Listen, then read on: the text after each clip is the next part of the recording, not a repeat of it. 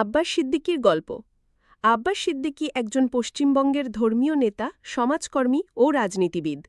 তিনি ফুরফুরা শরীফের পীরজাদা পরিবার থেকে এসেছেন। তার প্রপিতামহ হজরত আবু বকর সিদ্দিকী ফুরফুরা শরীফের প্রতিষ্ঠাতা ছিলেন। আব্বাস সিদ্দিকী ইসলামী ধর্মতত্ত্বে ফুরফুরা ফাতেহিয়া সিনিয়র মাদ্রাসা থেকে পড়াশোনা করেছেন।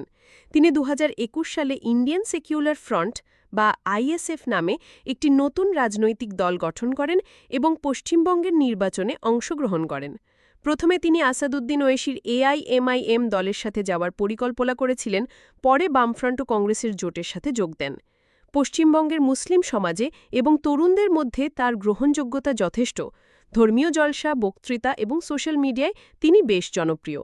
অতীতে মমতা বন্দ্যোপাধ্যায়ের নেতৃত্বে কৃষক আন্দোলনে সংগঠিত মুসলিম কৃষকদের পাশে দাঁড়িয়েছিলেন।